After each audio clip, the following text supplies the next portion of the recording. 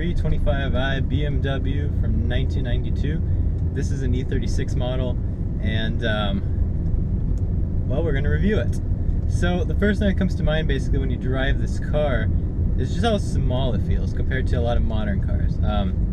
You'll get a brand new 3 Series BMW, and don't get me wrong, it's still not the most spacious car in the back, but what you really will notice with that car is that it just feels a little bigger. I mean, they are a little bit bigger cars nowadays than they were back in '92 and the e36 generation. So it's understandable that that's something you would notice.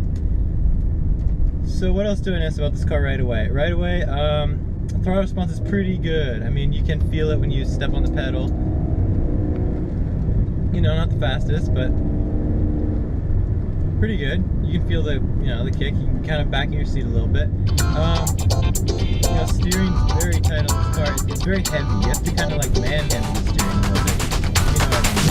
It's not like the modern electric steering on some cars where it feels like kind of this thing where you give it a little bit of turn to the right or left or something, and you don't feel any feedback. It's just turning this piece of plastic to a piece of leather, and that's not always the most fun experience with steering. This one is like manhandle. Take physical force to turn the wheel. Sometimes quite a bit of force to do that, and that's something that is. Oops, gave it a little spin right there. Yeah, that's something that you definitely don't get with a lot of electric steering in modern cars. From what I've heard, Audi have that issue where it's kind of a great car, but steering not quite feeling it. You know what I'm saying? This car is a automatic transmission. It's a 4-speed automatic. It's one of BMW's. It's actually a GM model. From what I read, it's actually a GM transmission that BMW basically had made for their 3 Series in the '92 year. And this one doesn't have a dipstick.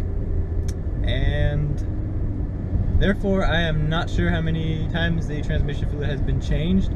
I'm guessing they claim that it has no need to be changed. It lasts the lifetime of the car, yada yada, whatever.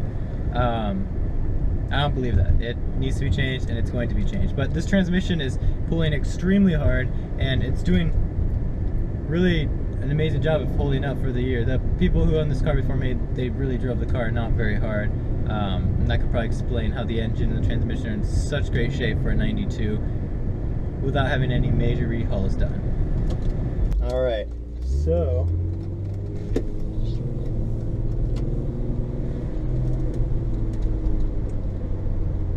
yeah, this car is, it feels smaller than it really is, and that's kind of a nice feeling though, from a handling perspective. That's quite a nice thing, is that the steering feels responsive and heavy in that respect, but it's very accurate and very nimble handling in general. Rear wheel drive, standard hydraulic steering. Steering rack can be a bit slow at times, but more or less a pretty good system. Very tail happy.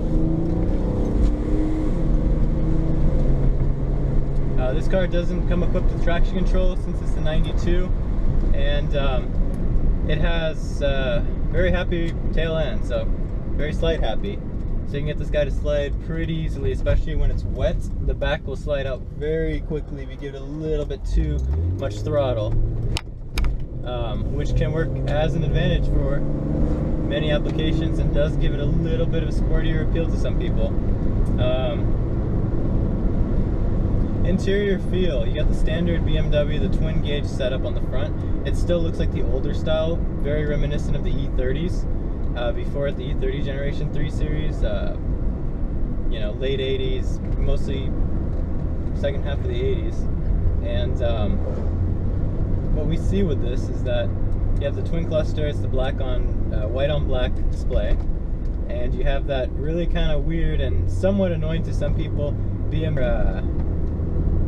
I guess fuel economy gauge. It's always bouncing around and variable based on how you're driving and what speed you're at.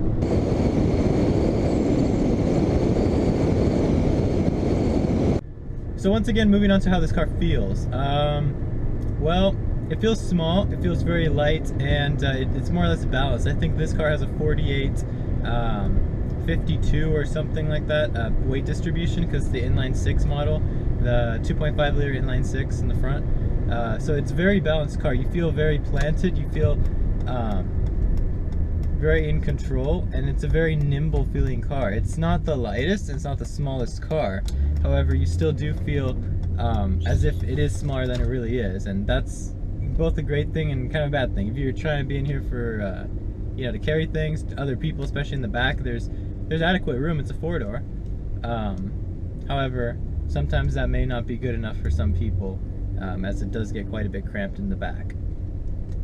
Moving on, feel.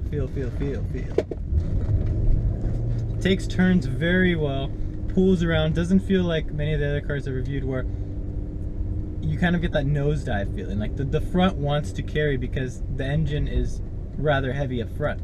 Therefore, you get not as nimble handling, and the feel is quite different in that the front of the car tends to have this bias to pull out on the turns, and therefore you get not so good handling. So moving on, another thing this car has it's pretty darn good for is the inline-6 engine, which produces an amazing exhaust note that few cars can really compete with because of that beautiful inline-6 sound. Let's go hear it.